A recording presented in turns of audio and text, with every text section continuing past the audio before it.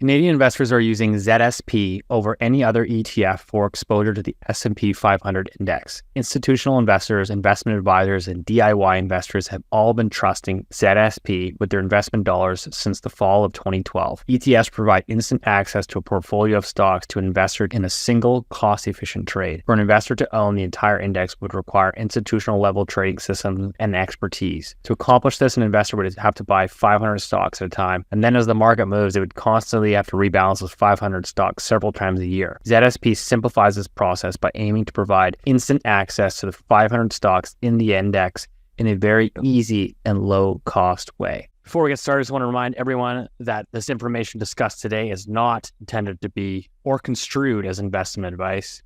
Please consult a professional advisor before putting a loonie in any of these financial markets. The dirty secret is that no one's ever going to get paid back. People have the shortest memories when it comes to investment. We just got to get Keith into Bitcoin. Hey, there's a bubble.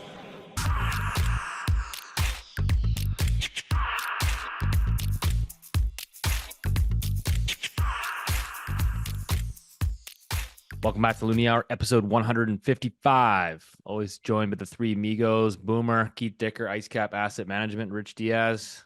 He's got his pedals in the background. Yeah. My Fancy very fancy pedals. pedal. Very fancy pedals. They're more expensive than the bike. No, There's I'm his kidding. commie bike. That's my commie push bike, is what they call it in the UK. Yeah, I'm in my new studio. You see, the art is slowly growing behind me. Soon it will take over the entire apartment. You need that. You need the basket in the front of your bike, like Jagmeet's got. You seen that thing? I'm more of a saddlebag kind of guy. Jesus. What is the what is framed behind you? Is that a map? What is it? It's a map of Quebec. The treasure map. And up on the left, right, whatever, is Lisbon. And then I've got a bison, which is a piece of art I stole from an office many years ago. So hopefully no one watching. Hey, PGM. Oh boy, I got nothing like that. Yeah, I you- do be ride a careful, Keith. bike. He's gonna start stealing stuff from your office next. Yeah, it could happen. It could happen. I love art. Art's very important to me. I like old maps and shit. Don't worry, it's coming. It's coming. It'll be filled up in a week or so. It's looking Boomer. good. Looking good. Boomer, what's going on? Nothing to report out this way. We're having a beautiful autumn or fall, whatever you want to call it. Pool season's over. Yeah, our summer club season is just about done, I think. So Mrs. IceCap and I, we No, for always the go listeners, hang this out. guy calls me all the time. This is the middle of the afternoon. He calls me. He goes, "Hey man, what's up?" I'm like, "Not much, man. I'm working. It's the middle of the day." He goes, "Yeah, I'm just at the pool." This guy lives at the pool, man. What a life. Well, yeah, no, we have a little club here in the neighborhood that we hang out at, and it's quite nice and quite fun. But guys, is the world fun and nice anymore? It still is. I think it is. The fall has started. Isn't it funny? All summer we were saying, hey, you got to wait for Labor Day to be over, and then things will heat up, and things are clearly heating up now. It seems like every hour is like there's another hit added to the list. But Steve, anything new for you out west? Not much. I mean, I think just, watching a lot of the housing policy roll in as we get closer and closer to these elections. So I guess two things. Obviously, we know the federal elections next fall, potentially sooner. We've got a really big BC provincial election coming up next month in October. So all the goodies. Who are you voting for? Everyone ready? Drum roll. Are you going to endorse somebody? Is the Loonie Hour going to endorse like a No, presidential I am trying to candidate? get both candidates on the show, but we'll see if that transpires or not. But We will endorse you if you pay us. I'm joking about that. No, I would do Just it. pay Rich. Just pay Rich. That's all. Right. anyways, we won't be endorsing anyone on the show. But so last week we had Ron Butler on the show, and we mentioned that CMHC, of course, came out with their demand side stimulus. The federal government pushing the insured mortgages from 1 million to 1.5. Clearly a demand subsidy. It's funny. Someone sent me the 2019 Liberal platform when I guess they were against. They were going up against Andrew Scheer at the time. And so if you look at it, it's funny because they talk about they say, quote, first, by increasing the amortization period on mortgages by 5 years from 25 to 30 years, Scheer is removing protections from Jim Flaherty introduced during the subprime mortgage crisis. And he goes on to say how these policies would boost house prices and increase debt loads. And here we are, 5 years later. They juiced them. But on the good policy front, we got some changes from OSFI. So OSFI is the banking regulator. I think they kind of get the tap on the shoulder from Finance Minister Chrysler Freeland. But OSFI has changed the requirement to be stress tested on mortgage renewals when you're porting or when you're moving lenders. So under the current regulations, a lot of people in the mortgage industry, Ron Butler included, if you've got a mortgage in Canada, so you got your 5-year mortgage, you come up for renewal. If you stick with that lender, you don't get stress tested. So they just send you a letter in the mail and say, yeah, you know what, you've been paying your mortgage, no need to worry. Here's your new rate. You know, your new rate is whatever it is, 5%. If you want to switch lenders, let's say, hey, Scotiabank's giving us a better rate. Why don't we go see what Scotiabank wants to give us? And maybe Scotiabank wants to give you 4.5%. You'd have to get stress tested to go to Scotiabank. So like if your employment situation changed or you added more debt or whatever, if you wanted to switch lenders, you'd have to get stress tested. And so it would force people to get sort of stuck with their existing lender. And if the lender obviously knows, hey, listen, this guy's stuck, they don't need to give you a competitive rate. What's involved, Steve, with a stress test? Is there a monetary cost or is it just a pain in the ass of getting stuff together?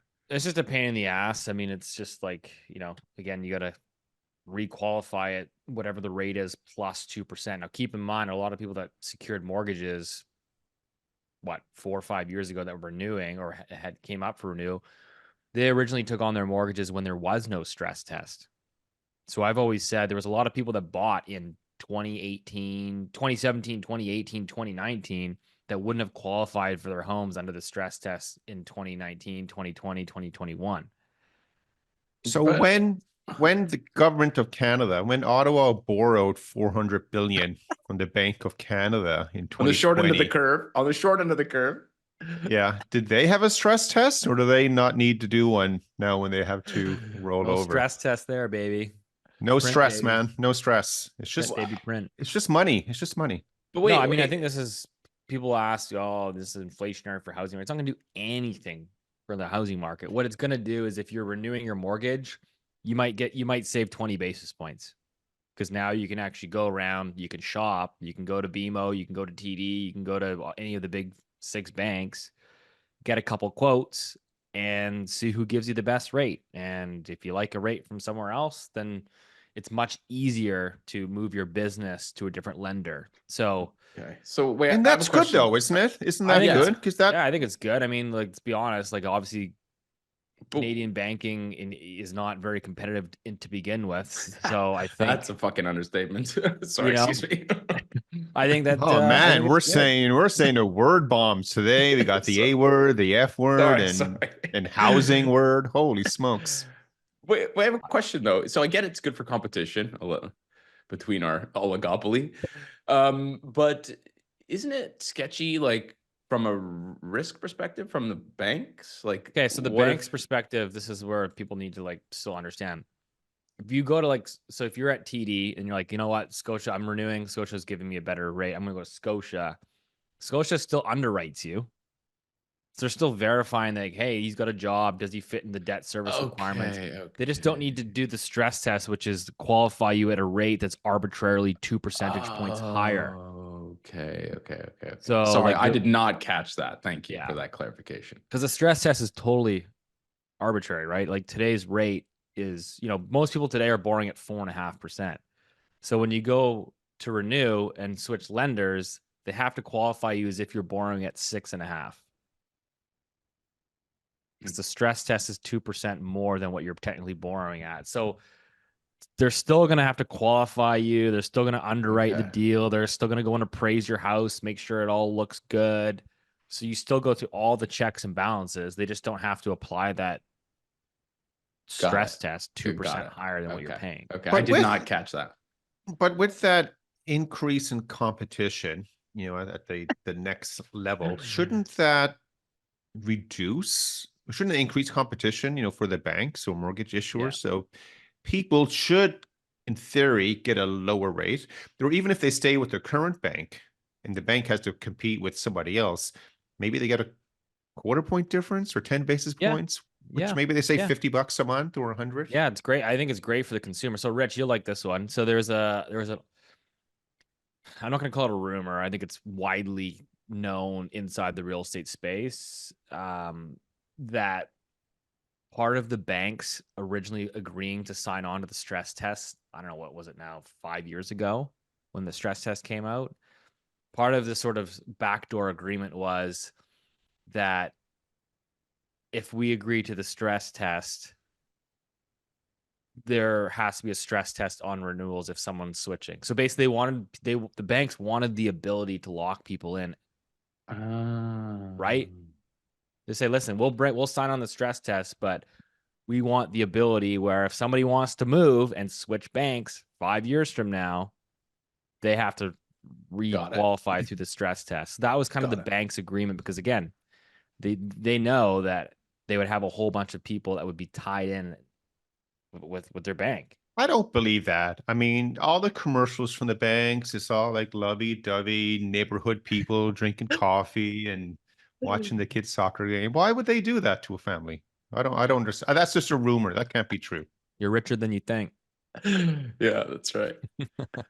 Yeah, anyways, that's good news on the BC housing front. So I think people that are in like Ontario that are listening to this, I think everyone should kind of really pay attention. I think the feds are paying attention to this. So the BC government, the current NDP government, you might like them, you might dislike them. I don't really care, but they've been kind of leading the charge for progressive housing policy changes in the country. And basically, like whatever BC does, Ontario basically follows suit like a year later. And the feds with their housing accelerator program, they talk about all the work the BC government was doing and how great it was. So we're going to give them all this money. So again, you might not like all of their policies, but you can definitely agree that the BC government has been very progressive. So what did they do? They mandated multiplex zoning on all single family zoned lots across the entire province. So they basically stripped the municipality's power around zoning. They forced them to upzone all single family lots to allow duplex, triplex, fourplex. Then they said anything that's within, I believe it's 800 meters within a SkyTrain station, that you'd have to have a minimum of 8 stories. That seems sensible. Right. So they forced through a lot of zoning, and obviously people that live in these municipalities, if you're more NIMBYism, you're like, well, great, I want density. We need more housing, but just over there, my neighborhood. So there's a lot of people that are kind of like, this is a little bit too progressive for me. And so we've got a very close election right now. The polls are like 50-50 between the NDP and the BC Conservative Party. The BC Conservative Party is basically saying we're going to roll back all of these policy measures. Oh boy. So we're going to basically go back to sort of letting the municipalities decide on how they want to zone everything. And then you've got the BC government stuff. The goodies keep coming. We had the Conservative Party just said they're going to give a $3,000 a month tax credit that you could write off against your mortgage or your rent. Oh, good. And then get this, then the BC government comes out like a couple days ago and says they're now partnering with all these nonprofits, First Nations, etc., and they're fronting 40% of the home. So Keith, get this. So it's income tested. I think the maximum household income, I think, is like 192,000 household income. So it's not low. It's very high. You're in the top 5% or whatever. Yeah. So what they're doing is they're saying, okay, you don't have the money for the down payment. Let's say you want to buy a 1-bedroom condo in Vancouver. It's $800,000 new construction. We'll loan you 40%. So you only have to cover the other 60. So it goes it goes as a charge on the title. And that loan. What's the rate on the 40? Is it 0%? Yeah, probably. It just says that it has to be paid back when they sell. or after 25 years, it has to be paid back. So the 40% that they financed, to my knowledge, is What they should really say, it has to be paid back when they get voted out of office. So therefore, you have an incentive to keep them in office, right? So they're going to basically cover 40%, but you got to pay that back as soon as you sell or after 25 years. And then, so when you sell, and let's assume there's a profit, the government also gets 40% of the profit of the. Ooh. But I don't What know. a disaster in the making. I mean, it's kind of complicated. Even I'm kind of reading it. I'm like, this is a little bit confusing. And so what happens is like, I think it's demand side stimulus, right? You're basically gifting people money, using taxpayer dollars when we're already running a largest deficit in BC's history this past fiscal year. So you're financing people's homes, number one. And then number two is like the prices that they're charging for new construction are so high that like if you go to sell, the new guy that buys it off of you doesn't get the 40% quote unquote discount that you did. So is there a market there? is that because it's stress tested?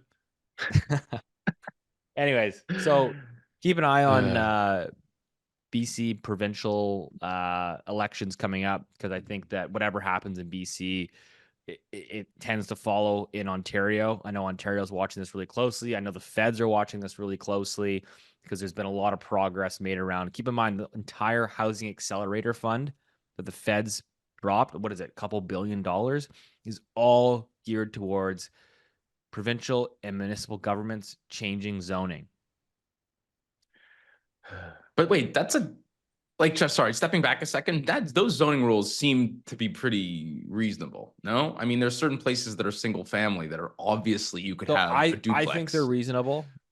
Okay. I mean, I just want to. I'm out of my all lane here, but I just want to get some clarification. Yeah, I don't love all of it. I can see like some smaller communities that are like, why should there be a 12-story tower close to this rapid bus train? You know what I mean? I can see some municipalities that say, hey, listen, like our voters don't want this.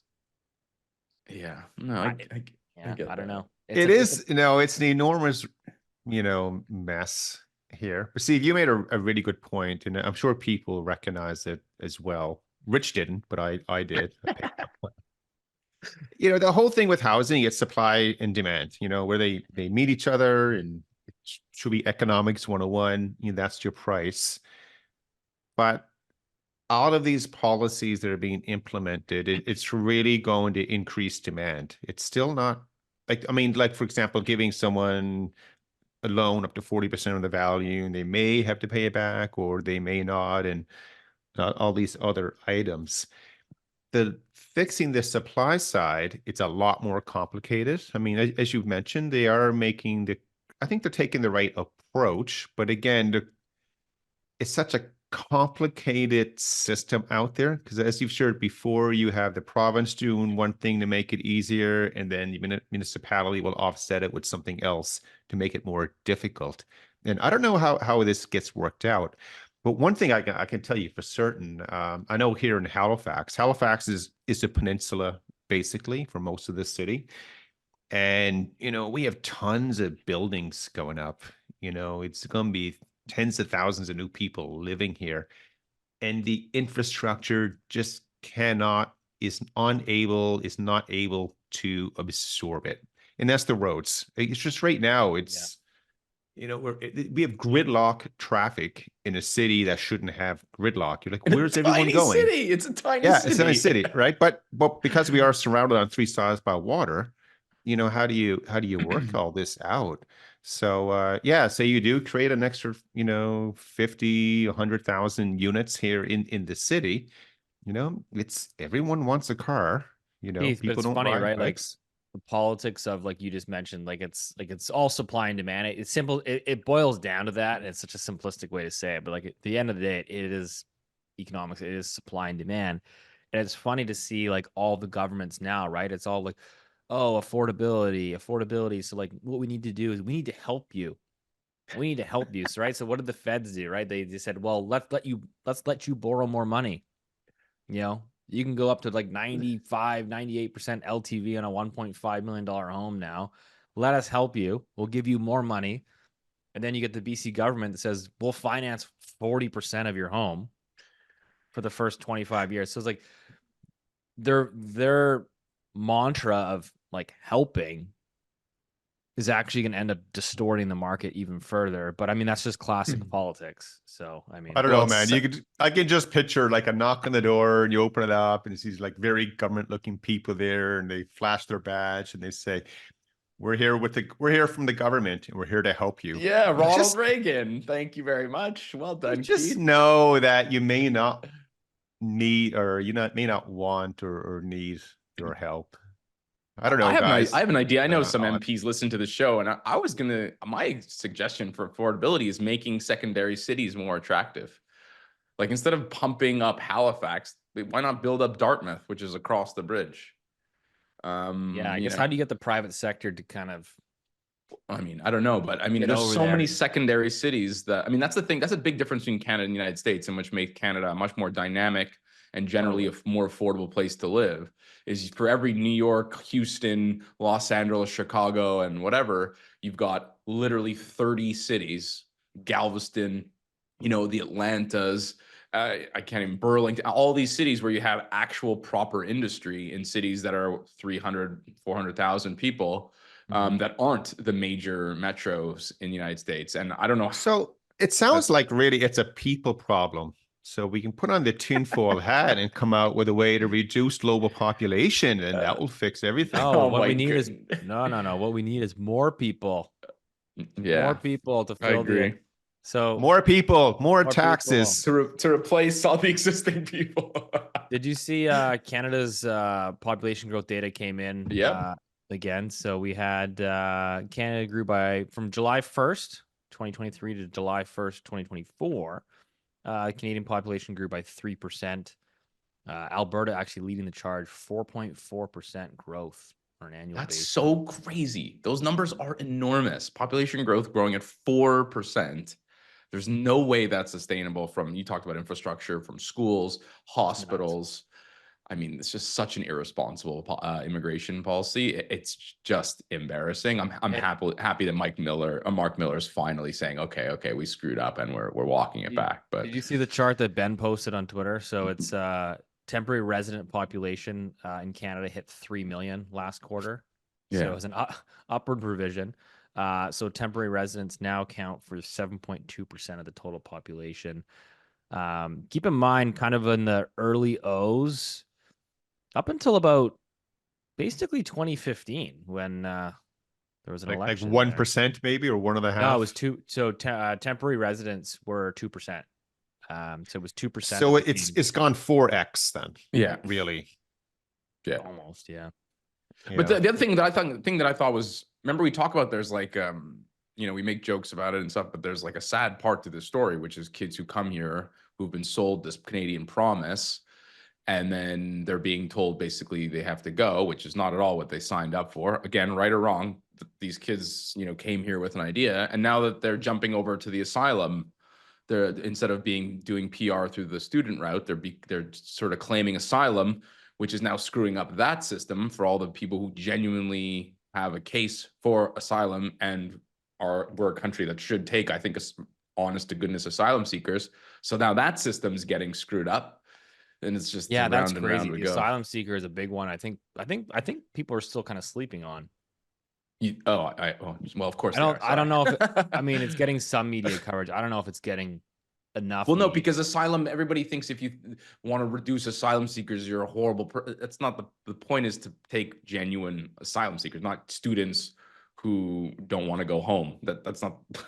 Well, we're not the hearing same. stories that people are making up fake.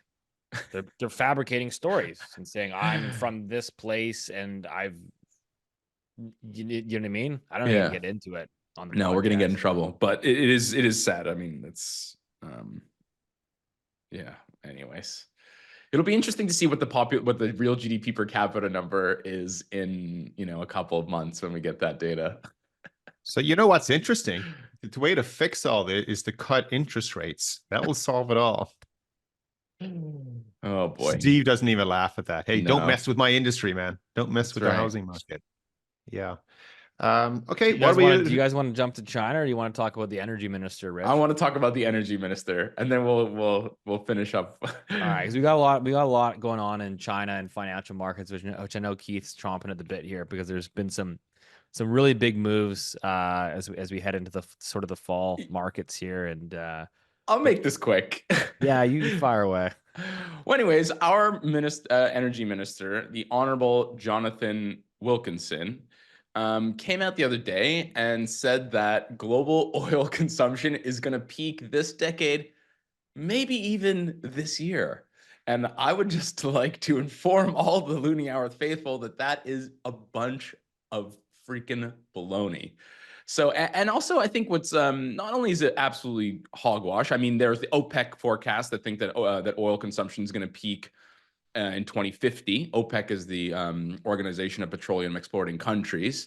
So, they obviously have their axe to grind. I get it. And then you have, things like Wood Mackenzie and Goldman Sachs that project that even in a world of hyper EV adoption, we're going to smash through 110 million barrels of oil per day.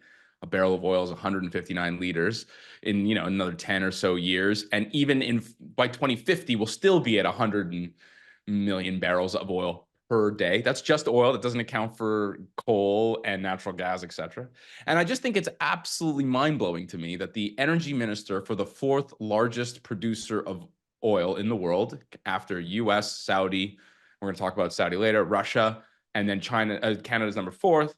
And we have the third largest oil reserves in the world, that this energy minister comes out and says something as insanely, not only wrong, but so ideologically captured, to me is a disappointment. And Canadians, I'm fed up with it, but Canadians should be fed up with this shit. I mean, you believe in climate change all you want, but at least tell your constituents the truth about one of the most important global industries and certainly one of the most important industries in Canada. There you go. Richard's rant is done. Well, Rich, I mean, to that point, I want to segue on that, which is what we've been, I think where people are missing. First of all, coal consumption is still growing. Yes, it is. Number one. So number two is, I think, just the huge, it's kind of come out of almost nowhere, which is the growth of the industry, of the AI industry. Yeah. And the amount of energy consumption that this sector is consuming is unbelievable. And so we've just saw, was it 3 Mile Island? Mm-hmm. Nuclear power plants. So Microsoft, I don't know if you want to elaborate. Well, on yeah, that. no, I'll give some context. I think a couple months ago we talked about how these NVIDIA GPU chips consume about 700 watts, which is the same as a small house, which is absolutely bananas. And they've sold millions of them. And I know that those numbers sound crazy, but literally there's many articles online you can find that they have sold millions worth of these NVIDIA GPUs, and each GPU is about the small house. So they've sold dozens of Phoenix, Arizona worth of energy consumption over the last few years. And so for the first time in basically 30 years, US domestic energy consumption has been rising, right? So US, even though GDP has gone up, energy consumption has been flat because all of our computers and our fridges and our heaters and whatever have become much more efficient. So the first time in 30 years, you have energy consumption rising. And so these companies have been hoovering up obviously solar panels and wind, but that's not enough, as we've talked about at length on this podcast. And so what they've been doing is they've been parking their data centers next to natural gas stations. So there's a place called Data Alley, which is near Virginia, near Washington, D.C. And you've got all these data centers and they're all parked, and you can see the stock prices of these companies like Dominion Energy have gone up. And most recently, Steve, is that Microsoft is restarting 3 Mile Island, which is a nuclear power plant that in the 80s, right, Keith, when you were 50, that there was an accident, which by the way killed nobody, just for the record. But yeah, it's absolutely incredible how this is changing the landscape of electricity demand. Yeah, it's nuts. Amazon's now hiring nuclear engineers, just to kind of give people some context. So they're all, yeah. But Rich, I mean, the Microsoft one is crazy. I think it's one of the biggest power deals ever. So Microsoft basically has agreed, but I believe it's $800 million for 20 years of operating. So $16 billion for one nuclear reactor. Oh yeah, sorry, they're not buying it. I think they're leasing, or Yeah, they're they have leasing they have a they're leasing the powered. power exclusively. And they have the sole lease as well. That's the key point. It's Yes, just excuse me. Microsoft is going to But hoover up it also the just power. all this, it just tells you what, like, I think our responsibility is to just like call it as it is. And like we've been inundated with this idea that renewable energies are like a panacea for all of our problems on planet Earth. And it's just another sort of nail in the coffin. Like these are not fit for purpose. If we're talking about industry, and I now include software, computing, those kind of tech services as part of industry, you cannot do that on renewable energy at this point. Maybe one day, but it's a long, long ways away. And I think it's important that when you hear that energy minister tell you things like crude oil demand is going to peak this year, that not only should you roll his eyes, but God damn it, someone needs to hold this guy accountable for such an outrageously insane. It's an insane comment. Like it's not just rhetoric. It's patently absurd to say such a thing. And I think Not only, Microsoft. Yeah, sorry. And Rich, not only that, but a lot of Canada's tax dollars and social decisions and other kinds of policies, they're based on this group making a decision based on that belief. Right. Right. And so it's one thing for us to talk about, and then, we know we're right, of course, because, we're the Loonie Hour. But Microsoft, case in point, right? I mean, it does validate our view that what we've been talking about, but yet it's still not going to change the policy decisions coming out. And from what you're sharing with us, you're not even allowed to have the conversation about it. And that's what drives me nuts. Something that is based on, electrical and power generation and consumption. This stuff is pretty easy to see, where you're able to get it from. And I just like one last thing, Keith, and we can move on. But just like I hope is a bad investment strategy. I think that's like one of tenets of IceCap asset management. But ideology is a really terrible policy strategy. Like just because you think something is going, like you want something to happen. This energy minister clearly wants to destroy Canada's energy sector. That's very obvious. I've been privy to some recent discussions that have crystallized that in my view. That's what the current government wants, but that's just not reality. And I think that there needs to be much more pragmatism with respect to how human beings survive on this, cold. But do you think they really want to rock. destroy it, or they're just naive and ignorant and not smart enough? Now I'm encouraging this person to come on, to defend their intellectual level. But you know what I mean? Like it's one thing to have a belief about something and just not understand the knock-on effects from it. Maybe I think that's where it is. Okay, maybe that's okay. Yeah, you're probably right. I should temper my vitriol. But let's go back to Microsoft here real quick. I mean, everyone knows Bill Gates, I'm sure he's still the single largest shareholder, and he's been very clear, about his views on where the world is headed. And he is probably one of the biggest globalists out there. Like he is the blob. But for him to represent his company to make this enormous investment in nuclear, I mean that I like that because it's telling me, hey, this is the market reacting. Because at the end of the day, they're going, and here's the difference between Gates and government. Gates runs a P&L. So everyone in government, P is for profit, L is for loss, right? That happens in the real world.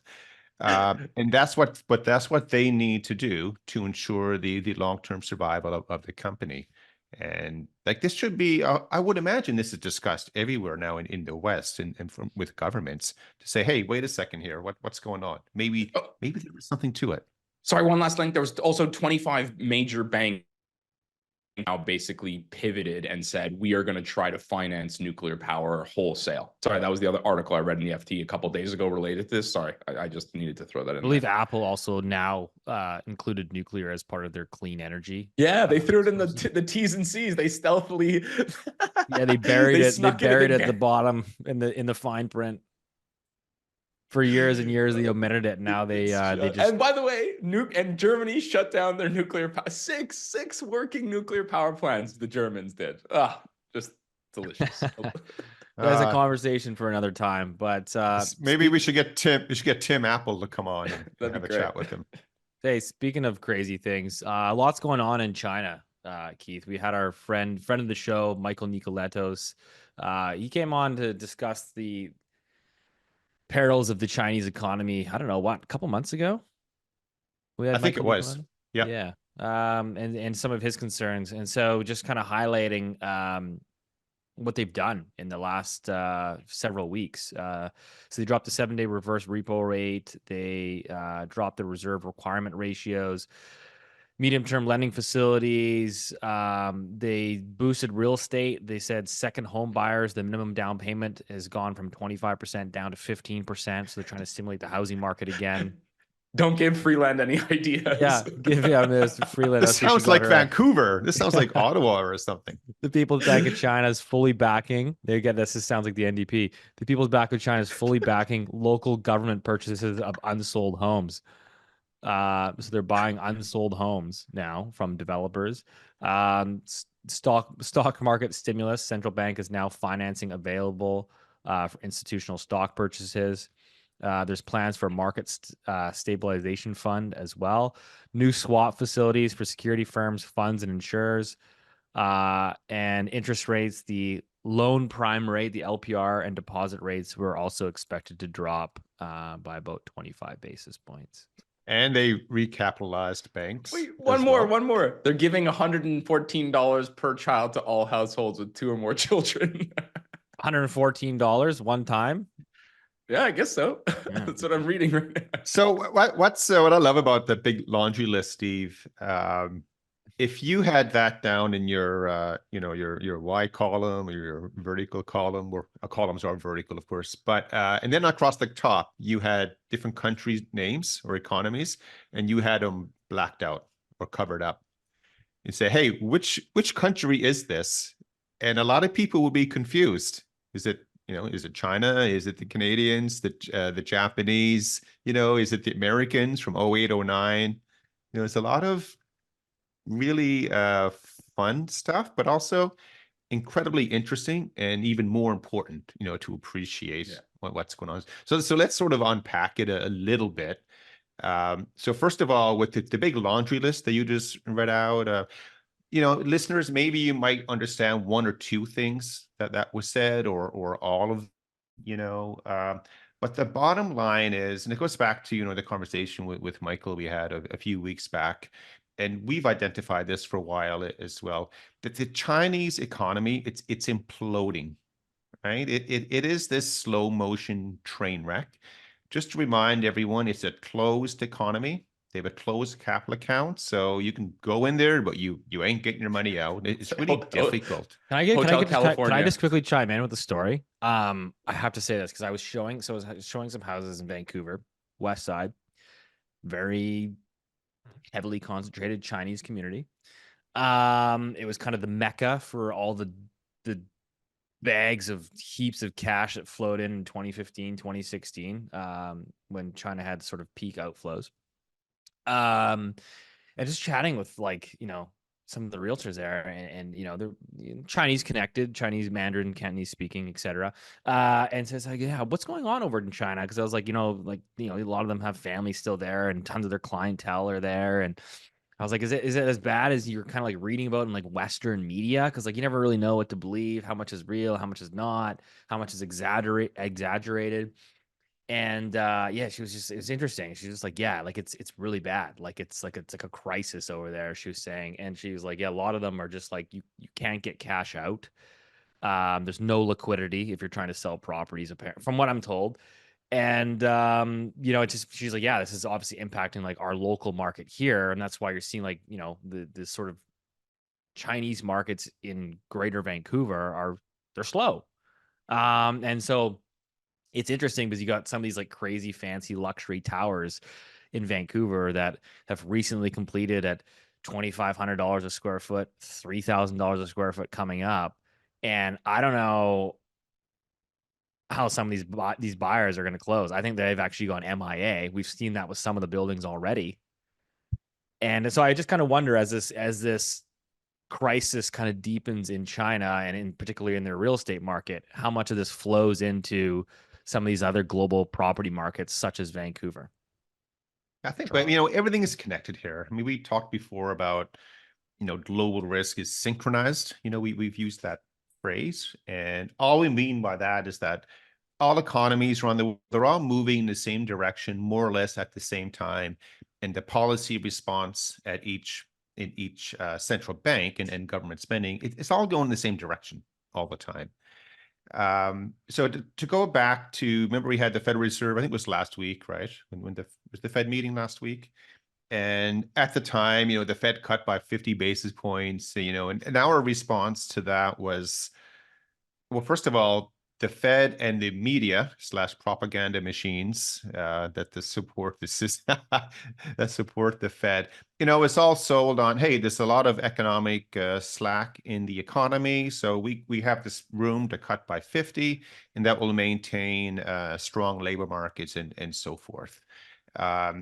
Anyone who has 10 minutes and some time, you can go back and you can see that the only time that the Federal Reserve has ever changed interest rates by 50 basis points or 0.5% in one meeting has always been in response to a crisis of some sort. That's it, right? There's never this, you would go by 25, and some people said, well, they should have went last month, so this is just catching up to it. And again, that's just passive and trying to support, the regime. But at the time when the Americans did that, our comment was that, hey, a couple of things are happening here. One is either the U.S. economy is in really bad shape and we're just not seeing it yet, and that could be it. That could be it. I think by year end, so by the end of this quarter, end of Q4, we'll have more data to see whether, things are accelerating to the downside. But overall, the stock market's at highs, credit spreads are okay, repo markets are okay, like the banks are strong. Like there's nothing indicating the Americans are experiencing any kind of a stressful system where they got to cut by 50. So therefore we said, hey, it likely means that somebody else is in big trouble. And, even though the Yanks and the Chinese and the Russians and the French and the Germans, and again, they all don't like each other at certain times, away from the political side, they all agree that they have to work together to keep their financial systems in place. Because if one fails, it's going to affect somebody else. They all know that. So we were thinking at the time that, hey, maybe it means that somebody else is in severe trouble. And then here we go, like literally 4 or 5 days later. And I think, Rich, was it like over 2 or 3 days the Chinese have done this? Something like that, right? Yeah. Well, I mean, it's been sort of leaked out now, and it's going to take over weeks. It's going to take months, to sort it out. But sorry. Yeah, but the announcements. Yeah, the announcements. It is. So, I mean, China now, they're trying to throw everything at a problem to try to fix the challenge they have.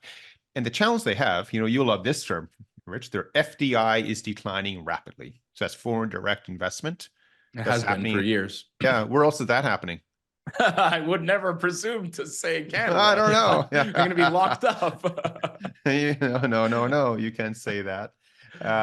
There's capital controls, which means money can't leave. So money has to squeak out through Hong Kong and other places like that. Clearly, the banking system is experiencing problems. So the banks there are just clogged with bad loans, and therefore you can't lend, because the last thing you want is even more bad loans. So the government had to go in and recapitalize some of these banks. I think almost 40 banks were, they basically went under, or they were absorbed by larger banks over the last couple of weeks as well. So it's a real nightmare that they're having. And so they're doing all this stuff, it's classic, Keynesian economic theory to try to get it to work. And the last, straw that you pulled, or the card that you lay, you try to create the wealth effect, which is kind of funny for China. So now they're trying to stimulate the stock market as well. Well, they did in April, yeah. Yeah, they're saying, hey, let's buy stocks, because, hey, if the stock market goes up, people will feel wealthy and they'll spend and stuff like that. I don't know the exact numbers, but I imagine China might have the lowest percentage of their economy that people invested in the local stock market versus over here, and that's for sure. They're pulling one up from the BOJ. And Exactly. the ECB, the big bazooka. Yeah. So yeah, whatever it takes. When do they start buying pre-sales? Maybe they already are right over here. Don't give But that's my Freeland more point. ideas. Hey, there's a lot of unsold condos in the GTA there, Christia. Yeah, and they can get a 40% down payment coverage in BC. But we go back to all this, and did my voice just crack? Yeah, it did. Jeff, edit You're that getting out. excited. You're getting excited. It's okay. Good. It's good. Boomer. I'm back in the 80s again. But from an economic perspective, we always talk about this path and trend and journey, not Aerosmith and all that stuff. Again, like the news this week out of China, it's not great news. This is telling you something is horribly wrong with one of the growth engines in the world. That's what it is. So that's the bad part about it. The good news, the Americans are trying to help them. Yep. Right? What would make it bad news is that we'll know this in 3 to 5 months from now, is that actually the Americans aren't trying to help them. The Americans are just trying to help themselves. Yeah. And we don't know the answer to that yet, but just being pragmatic about it, we continue to go down this path where, fiscal, monetary, and economic conditions, that they continue to deteriorate, and policymakers are becoming very aggressive to try to fix things. Can I sort of play some, I don't know, devil's advocate, but like you're hearing, I think, really smart conversations on both sides of the room right now, which is the other argument right now is that, yes, things have deteriorated, but you've got all central banks are now sort of coordinating easing of policy, global liquidity conditions are turning up higher. Is this a position where, one side, okay, well, clearly there's some issues under the surface, but on the other side, global central banks are easing. Some of these central banks are now pulling out the bazooka that, hey, this is time to get long commodities, gold, Bitcoin, things of that nature, things that sort of reflate as you get into this debasement, versus, hey, commodities are selling off because everybody's concerned about the recession and things could get worse. I mean, it seems like you kind of have two parallel thoughts right now, where I guess markets are trying to figure out which one it's going to be. I think you're right. I think it's really a challenge between private sector and public sector right now. So public sector is government debt. So let's just go through this scenario. We get all this stimulus happening in economies. They don't fall off a cliff. They just trudge along. I think that's the best case we're looking at. Deficits continue to go out of control. Debt rollovers are happening at a rate that's a lot lower than what it was in 2020. And, global debt, it increases, right? It can't decrease. So I believe that the crisis that's coming up, it is in the sovereign debt sector. So here's what could be really interesting or funny to happen here. You could have equity markets and commodities go higher, but not for the fundamental, not for economic reasons. Right. Remember, the price is supply and demand of anything at the end of the day. It could be a situation where people are saying, man, I'm getting the hell out of the public sector, or, public debt, so to speak. But one more thing to add on to this, and because I know Richie had some good points to add as well. Again, I cannot stress enough how significant the last week has been, with the Fed doing 50. Everyone else now was turned bearish. Even the Swiss this afternoon, the Swiss National Bank. Guess what they did, Rich? Guess what they said? They buy more equities. Stupid. They roared. They roared like a bear. God. No, but the Swiss are now cutting rates. Yeah, do that again. Good. Let me hear your bear impression. Is Absolutely that not. Is it a roar? No, but a lion roars. A bear growls. Yeah, bears. Okay. A new low. We've just plumbed the new depths. We hit it. Lost our last couple listeners. Mama D has even signed off. Mama D is here. However, part of this reconciliation, everyone in sync. The Swiss have just turned bearish, and I said, hey, now it's probably a race to zero. But another interesting thought came up this week as well. Is it one of the reasons why the Fed is cutting by 50 and everyone else is as well? We all know there's this big debt wall that's maturing this year and next year. And, you know, you have to admit, most countries' fiscal situation, it's out of control. So you can't compare it to each other or the G7, but just What do you mean? where We're you the are. best in the G7. I know it's that must be what it, Ottawa Rich, 101 what are you first thinking day. here? What's Oh, Oh your, wait, I didn't finish the no, I didn't finish no, this something. cut it I didn't hit the Let him punchline. finish. It's very Let him important. finish. You know where I'm going, Rich, I think, right? Go for it. Okay. With lower short-term rates, it would at least alleviate some of the pressure on debt rollovers and financing of these deficits coming up. Again, this is all short-term band-aid solutions to an inevitable system change of the global debt problem we have. And is it Janet Yellen, the Treasury Secretary in the States? She's financing predominantly at the short end of the curve right now, is she not?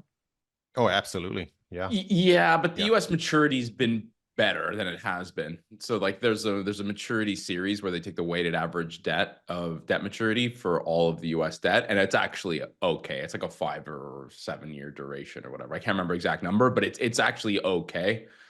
Similar for Canada, for the record, it's all right. It's just it was just a boneheaded move in 2020 to issue 1 year paper when your central bank is buying all of it. But the thing I want to say, Steve, is I think you have a point in the sense that, you might see the stock market go up. You might see these, I'd say, real assets go up, like, houses and gold, because it's not that the houses or the assets are worth more. It's that the money's worth less. 100%, yeah. And just so people understand. And so you can see, I think it was maybe it was 2022 or it must have been 2022, where the best performing stock market in the world was, do you know which one it was, Keith? Oh, I remember this. No, it's some Russia. It was good, close enough. It was Turkey.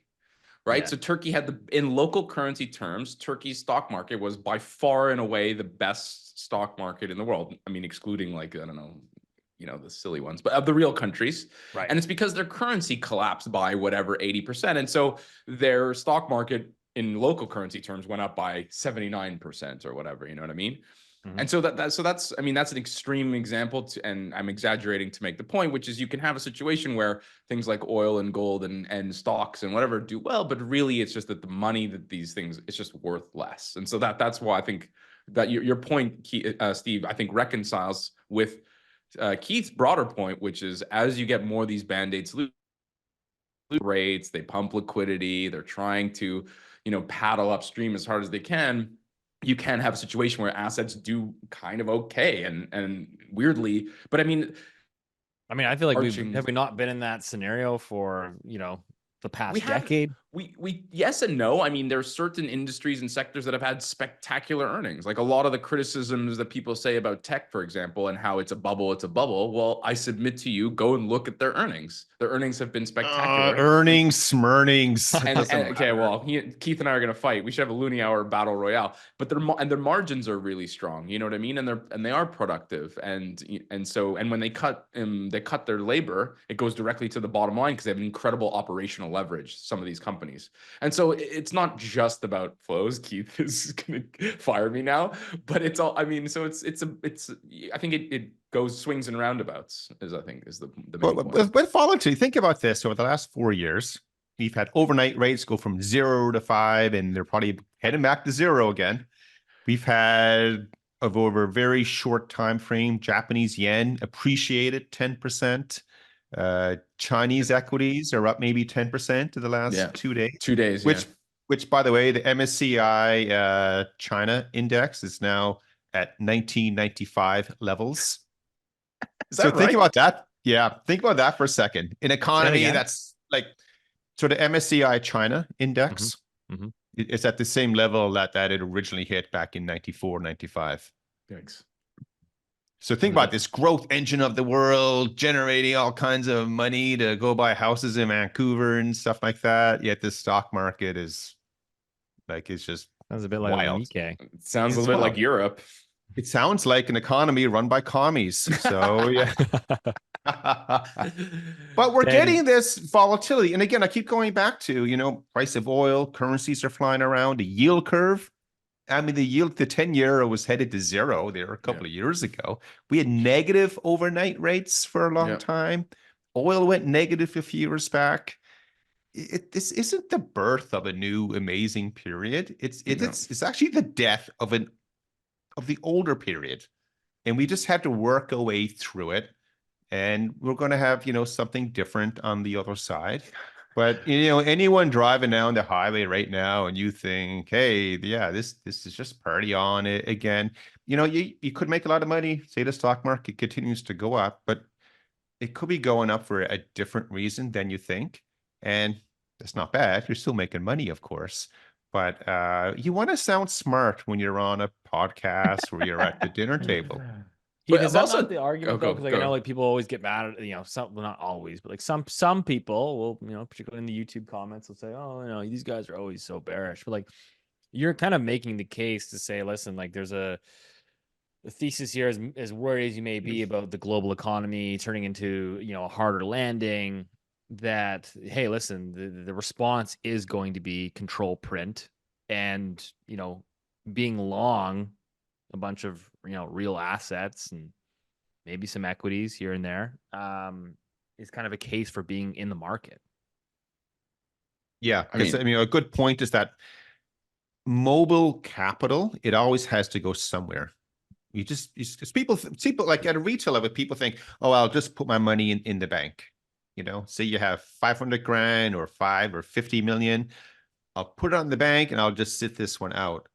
All of a sudden, that 50 million that you put on the bank, that's on the bank's balance sheet. Now they're saying, oh, wow, now we got to do something with this. So capital has to go somewhere. It just can't disappear. So I think you're right, Steve. I think we could be headed into this a bit of an odd world where economically sensitive assets could be doing well in a deteriorating economic environment. Yeah. But I can make a bullish case. I mean, I think it's just we're in different, there's a long-term wave or a longer wave, which I think is actually quite bullish, which is that the baby boomers all die off. Sorry, Mom. That wages soar because you have a massive, massive labor supply shortage, which forces companies that have spent the last 25 years underinvesting to reinvest in capital and automation and in productive capacity. They're not going to invest in real estate because interest rates are going to be really high and the cap rates are going to be too low. And then you have, and after, you spend a decade of people realizing you cannot print your way to prosperity, there'll finally be austerity. And that austerity coupled with a massive investment will increase productivity, and away we go into the next century. I think this idea that we're always in a negative outcome or on negative trajectory, I think is wrong. Just like people who say it's always going to be good is wrong. I think the problem is our governments have not had their come to Jesus moment. They need to stop printing money and invest in productive assets. And when that happens, I think you'll see a massive sea change in how people perceive their lot in life and productivity growth. And I think that it'll happen eventually. Higher wages. Yeah, because it's supply and temporary demand. Foreign workers, bud. Well, that's why everyone who's low wage and a lower class. No, that's why it's not a criminal act what they've done, but to me, and we should have. I think this guy, he's a professor out of Waterloo. We should actually have him on, and maybe he can explain it to people in a much more cogent and simple way than I do. What's his name?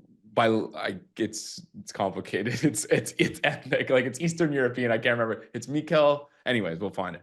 Yeah, I know what you're talking about now. He's brilliant, and he's a professor of economics at University of Waterloo. And his point is, if you allow wages to creep higher, companies are forced to become more productive, and it helps the society as a whole. And what we've done over the last few years is the opposite of that. And the baby boomer is sort of a long wave example of that, where you have loads of old people die, we don't have to pay for them, their labor supply disappears, and and then all of a sudden the cycle starts over again. But who knows? That's the rosy side for all the YouTube comments. Well, oh wait, Good place to I wrap got it it. up. Boomer, you got No. what do you Yeah, got? with the Don't- wrap. No, I am. I'm going to do it. We got to remind everyone. Ice Cap with Rich is doing a webinar October 4th next week. Oh my God, no. Chat about all this stuff. So send Steve an email and No, Don't. don't do that. just I get in told this- touch with us and we'll get on the list. But everyone, Just we'll email talk Keith more detail. directly. Don't go on the Loonie Hour website. This guy, I told this guy to put a link in the description where someone can go and register, and he goes, no, just DM us, send us an email, and my inbox, like 100 emails later. Our emails are very easy to find, and you can email us directly, and we'll be happy to answer your questions. I'm an old guy. I like speaking with people. I'm nice and kind, and I'm a human. That's where we have to go to next. I think we need to get rid of all these fancy computers and everything and ride a bike. That's the ticket. Thank you for Rich, is that a thanks. UFO painting behind you on your bottom over your right shoulder? What is that? It's one of my favorites. It's one of my Is it favorite a pieces of spaceship? art. No, it's my business cows. There you go. A little bit of That little bit of answers a something lot for of everyone. questions. Steve, that answers a lot of questions, doesn't it? Yeah, a little bit of something for everyone on this podcast. Even cows. All right. Well, it's a good place to wrap it up. As always, guys, appreciate the support. If you've got any sort of value or entertainment out of this video, all I ask is that you share it with one friend or family member. Leave us a 5-star review, Spotify, Apple. I think we got a couple thousand on Spotify there. So climbing up the old chain, and we appreciate it. And we'll see you next week.